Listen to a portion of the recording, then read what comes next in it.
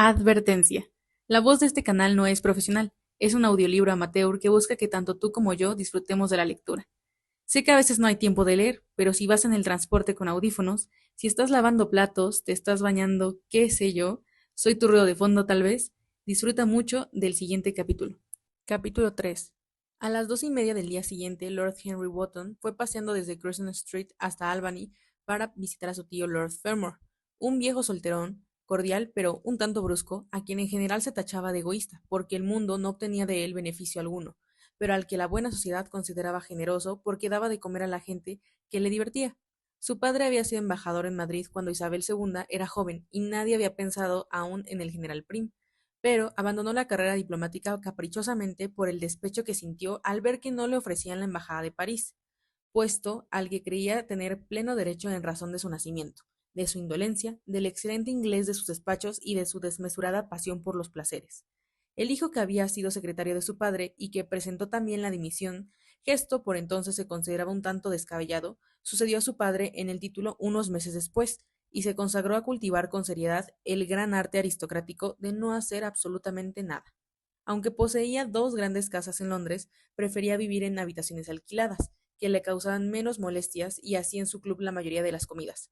Se preocupaba algo de la gestión de sus minas de carbón en Midlands y se excusaba de aquel contacto con la industria, alegando que poseer minas de carbón otorgaba a un caballero el privilegio de quemar leña en el hogar de su propia chimenea.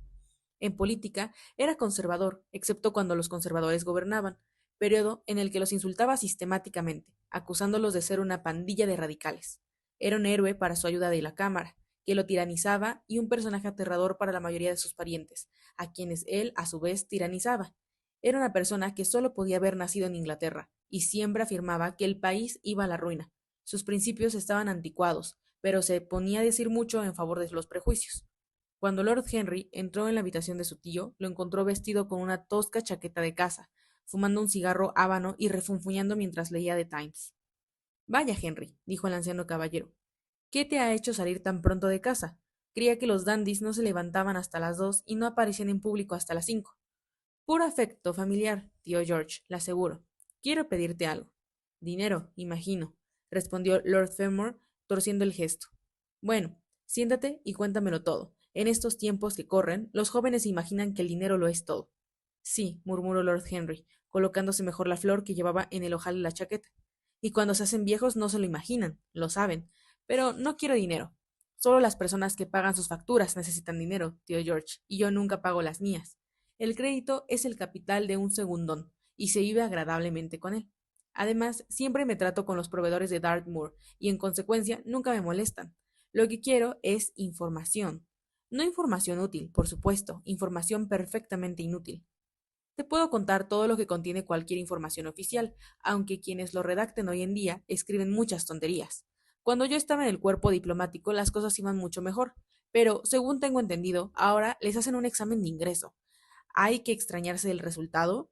Los exámenes, señor mío, son pura mentira de principio a fin. Si una persona es un caballero, sabe más que suficiente, y si no lo es, todo lo que sepa es malo para él. El señor Dorian Gray no tiene nada que ver con el mundo de los informes oficiales, tío George, dijo Lord Henry lánguidamente. ¿El señor Dorian Gray?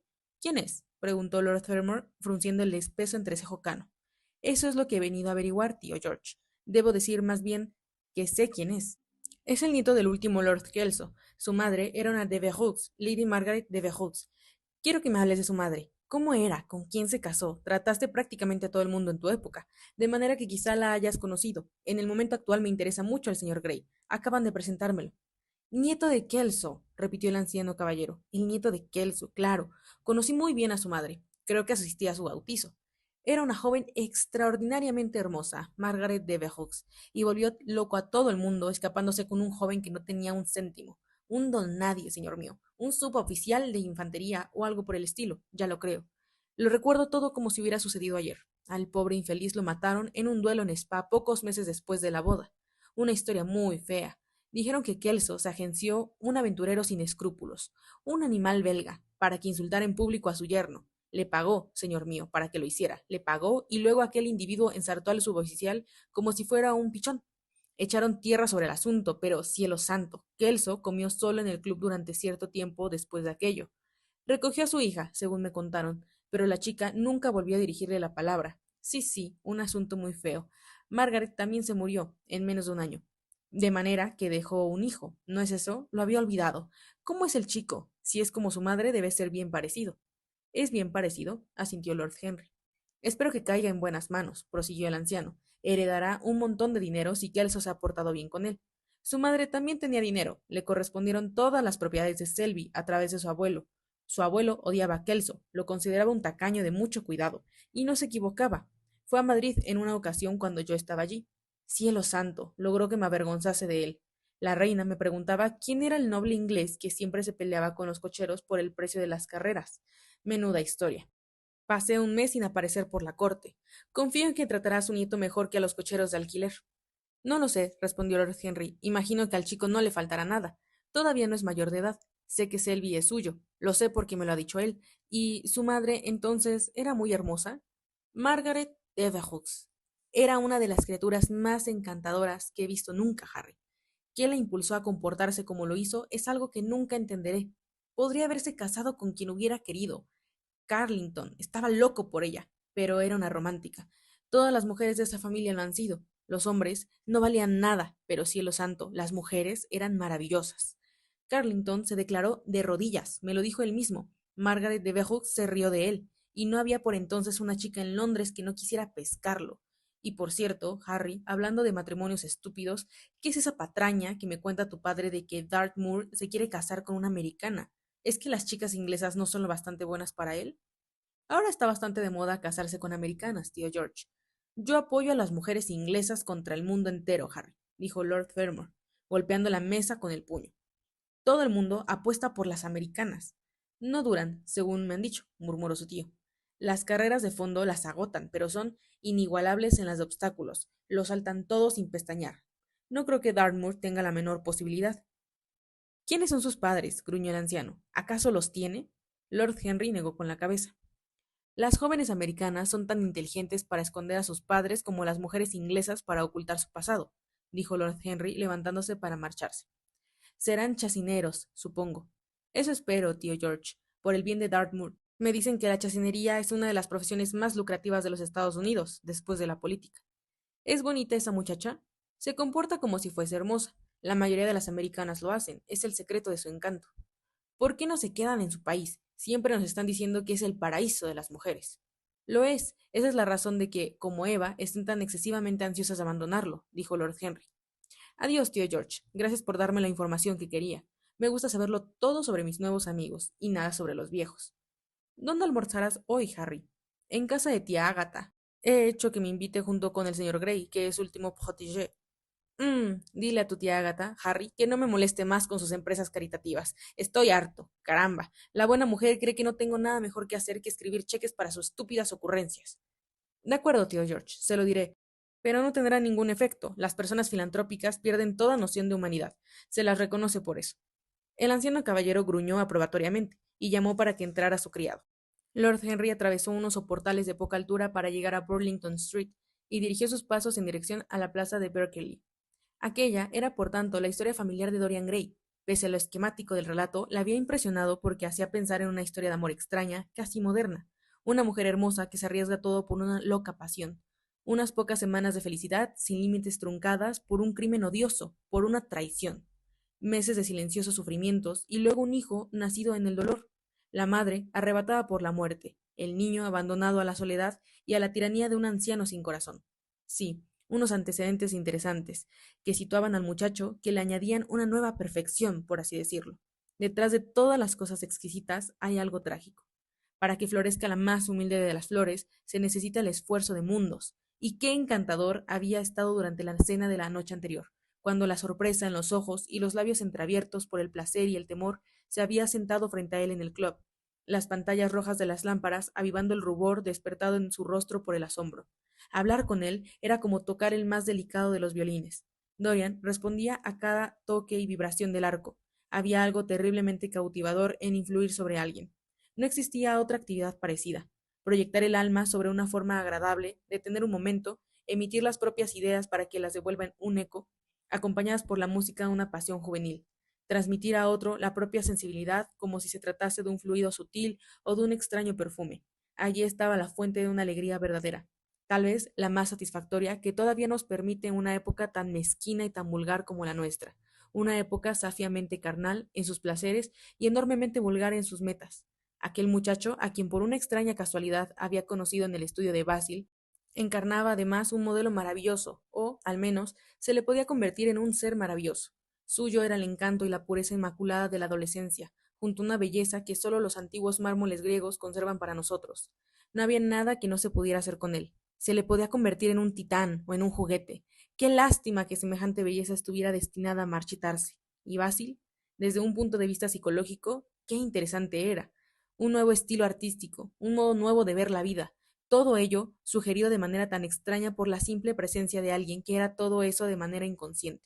El espíritu silencioso que mora en bosques sombríos y camina sin ser visto por campos abiertos, mostrándose de repente como una dríade y sin temor, porque en el alma que la busca se ha despertado ya esa singularidad capacidad a la que corresponde la revelación de las cosas maravillosas, las simples formas, los simples contornos de las cosas que se estilizaban, por así decirlo, adquiriendo algo semejante a un valor simbólico como si fuesen a su vez el esbozo de otra forma más perfecta, a cuya sombra dotaban de realidad.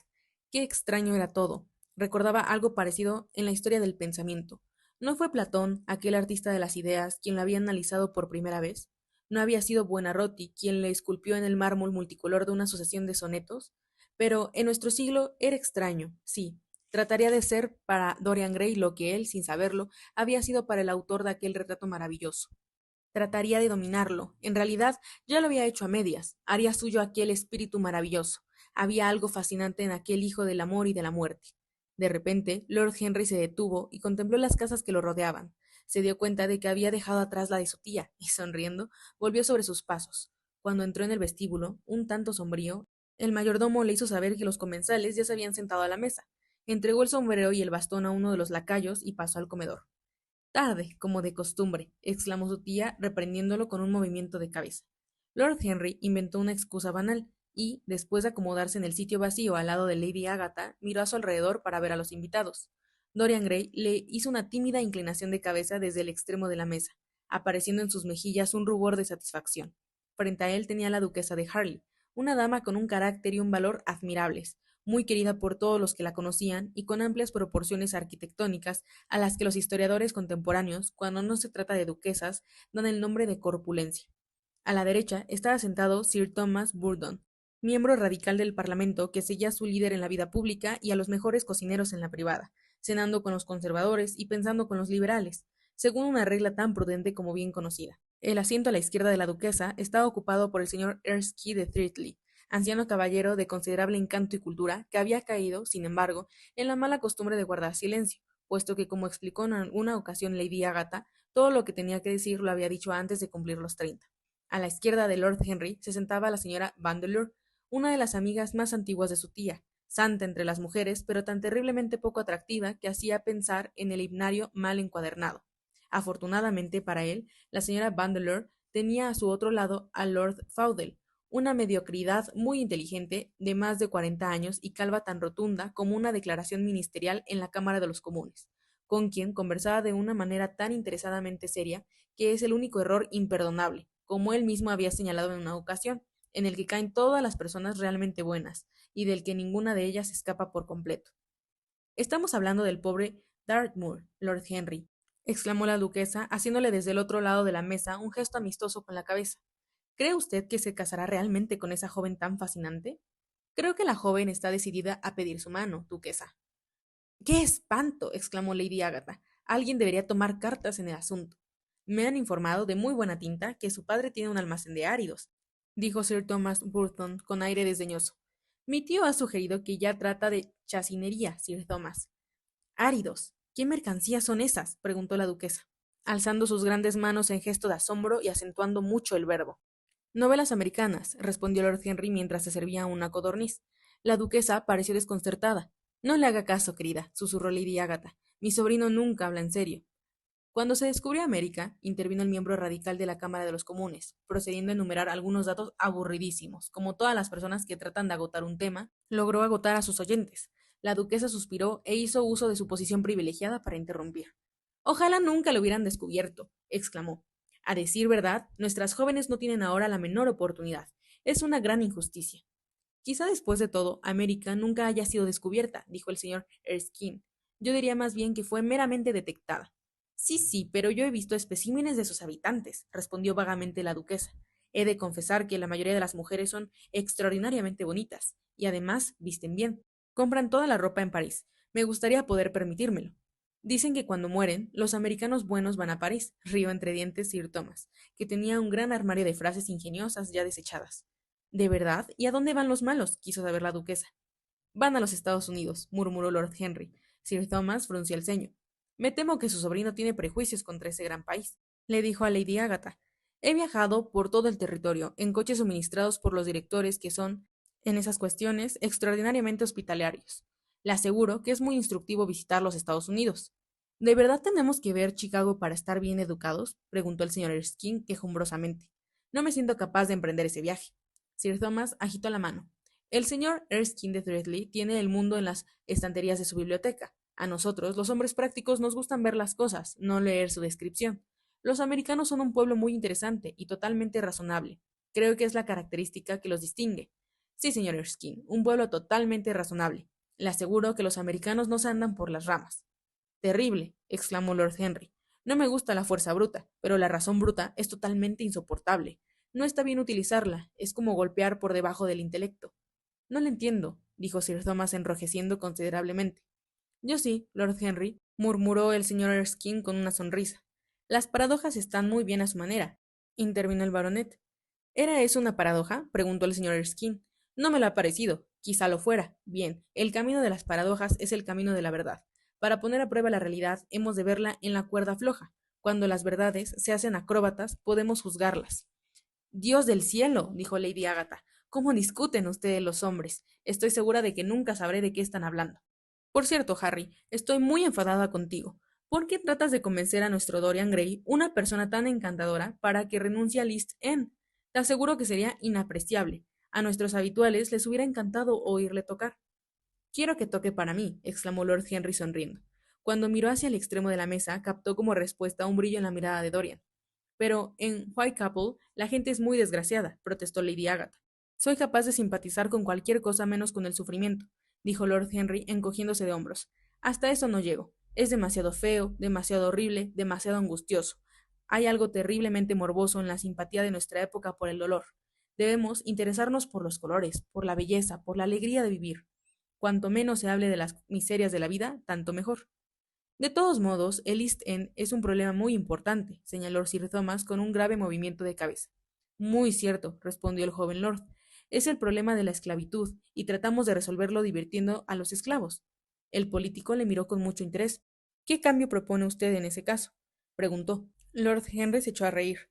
No deseo cambiar nada en Inglaterra, a excepción del clima, respondió. Me basta y me sobra con la contemplación filosófica. Pero como en el siglo XIX se han arruinado por un exceso gasto de simpatía, sugiero que se acuda a la ciencia para solucionarlo. La ventaja de las emociones es que nos lleva por el mal camino, y la ventaja de la ciencia es que excluye la emoción. Pero tenemos gravísimas responsabilidades, aventuró tímidamente la señora Vandeleur. Sumamente graves, se hizo eco Lady Agatha. Lord Henry miró con detenimiento al señor Erskine. La humanidad se toma demasiado en serio, es el pecado original del mundo. Si los cavernícolas hubieran sabido reír, la historia habría sido distinta. No sabe cuánto me consuela oírle, gorjeó la duquesa. Siempre me siento muy culpable cuando vengo a ver a su querida tía, porque no me intereso en absoluto por el East End. En el futuro podré mirarla a la cara sin sonrojarme. Sonrojarse es muy favorecedor, duquesa, señaló Lord Henry. Solo cuando se es joven, respondió ella. Cuando una anciana como yo se sonroja, es muy mala señal. Ah, me gustaría que me dijera usted cómo volver a ser joven. Lord Henry meditó unos instantes. ¿Recuerda usted algún gran error que cometiera en sus primeros tiempos, duquesa? Preguntó mirándola desde el otro lado de la mesa. Muchos, por desgracia, exclamó ella. Pues vuelva a cometerlos, dijo él con gravedad. Para recuperar la juventud basta con repetir las mismas locuras. Deliciosa teoría, exclamó ella. He de ponerla en práctica. Una teoría peligrosa, dijo Sir Thomas, la boca tensa. Lady Agatha movió desaprobatoriamente la cabeza, pero la idea le pareció de todos modos divertida. El señor Erskine escuchaba. Sí, continuó el joven lord. Se trata de uno de los más grandes secretos de la vida. En la actualidad, la mayoría de la gente muere de una indigestión de sentido común y descubre cuando ya es demasiado tarde que lo único que nunca lamentamos son nuestros errores. Se oyeron risas en torno a la mesa. Lord Henry jugó con la idea, animándose cada vez más. La lanzó al aire y la transformó, la dejó escapar y volvió a capturarla, la adornó con todos los fuegos de la fantasía y le dio alas con la paradoja. El elogio de la locura, mientras Lord Henry proseguía, se elevó hasta las alturas de la filosofía, y la filosofía misma se hizo joven, y contagiada por la música desenfrenada del placer, vestida, cabría imaginar, con su túnica manchada de vino y una guirnalda de hiedra, danzó como una bacante sobre las colinas de la vida y se burló del plácido sileno con su sobriedad. Los hechos huyeron ante ella como asustados animalitos del bosque. Sus pies alabastrinos pisaron el enorme lagar donde sienta sus reales al sabio mar, hasta que el zumo rosado de la vid se elevó en torno a sus extremidades desnudas en oleadas de burbujas moradas, o se deslizó en espuma por las negras paredes inclinadas de la cuba.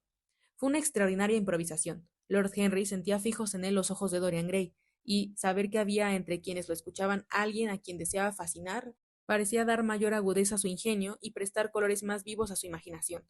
Se mostró brillante, fantástico, irresponsable, encantó a sus oyentes, haciendo que se olvidaran de sí mismos y que siguieran riendo la melodía de su caramillo. Dorian Gray nunca apartó los ojos de él y permaneció inmóvil como si estuviera encantado, sucediéndose la sonrisa sobre sus labios, mientras el asombro en el fondo de sus ojos adoptaba una pensativa gravedad. Finalmente, cubierta con la librea de la época, la realidad entró en la estancia en forma de lacayo para decir que a la duquesa la esperaba su coche. La noble señora se retorció las manos con fingida desesperación. ¡Qué fastidio! Exclamó. He de marcharme. Tengo que recoger a mi marido en el club para llevarlo a Willis Rooms, donde debe presidir no sé qué absurda reunión. Si llego tarde se enfurecerá, sin duda, y no puedo exponerme a una escena con este sombrero. Es demasiado frágil. Una palabra dura acabaría con él. No, he de irme, mi querida Agatha. Hasta la vista, Lord Henry. Es usted absolutamente delicioso y terriblemente desmoralizador. Desde luego, no sabría qué decir sobre sus ideas. Tiene que venir a cenar con nosotros una de estas noches. ¿El martes? ¿Está usted libre el martes? Por usted, duquesa, ¿de quién no prescindiría yo? Respondió Lord Henry con una inclinación de cabeza. Ah, muy amable y muy cruel por su parte, exclamó la duquesa. Pero no se olvide de venir, y abandonó la habitación seguida por Lady Agatha y las otras damas. Cuando Lord Henry se hubo sentado de nuevo, el señor Erskine, dando la vuelta a la mesa y colocándose a su lado, le puso una mano en el brazo. Usted habla mucho de libros, dijo. ¿Por qué no escribe uno? Me gusta demasiado leerlos para molestarme en escribirlos, señor Erskine. Desde luego, me gustaría escribir una novela que fuese tan encantadora y tan irreal como una alfombra persa. Pero en Inglaterra no hay público más que para periódicos, libros de texto y enciclopedias. No hay en todo el mundo personas con menos sentido de la belleza literaria que los ingleses. Me temo que tiene usted razón, respondió el señor Erskine. Yo mismo tuve ambiciones literarias, pero las abandoné hace mucho. Y ahora, mi joven y querido amigo, si me permite que le dé ese nombre, ¿le puedo preguntar si mantiene usted todo lo que nos ha dicho durante el almuerzo? He olvidado por completo lo que he dicho, sonrió Lord Henry. ¿Tan inmoral era? Sumamente inmoral. De hecho, le considero extraordinariamente peligroso, y si algo le sucede a nuestra buena duquesa, le tendremos por responsable directo. Pero me gustaría hablar con usted sobre la vida. La generación de la que formo parte es francamente aburrida. Algún día, cuando se canse de Londres, venga a Tretley, expóngame su filosofía de placer mientras degustamos una excelente Borgoña que tengo la fortuna de poseer. Me encantará. Una visita a Tretley será un gran privilegio. Cuenta con un perfecto anfitrión y una biblioteca igualmente perfecta. Su presencia le añadirá un nuevo encanto, respondió el anciano caballero con una cortés inclinación. Y ahora tengo que despedirme de su excelente tía. Me esperan en Atheneum. Es la hora en que dormimos allí. ¿Todo, señor Erskine? 40 en 40 sillones. Hacemos prácticas para una Academia Inglesa de las Letras. Lord Henry rió poniéndose en pie. Me voy al parque, exclamó. Al atravesar la puerta, Dorian Gray le tocó en el brazo. Permítame ir con usted, murmuró. Creía que le había prometido a Basil Hallward que iría usted a verlo, respondió Lord Henry. Prefiero ir con usted. Sí, siento que debo ir con usted. Permítamelo, y prometa hablarme todo el tiempo. Nadie lo hace tan bien. Ah, ya he hablado más que suficiente por hoy, dijo Lord Henry sonriendo. Todo lo que quiero ahora es mirar la vida. Puede usted venir y mirarla conmigo, si lo tiene a bien.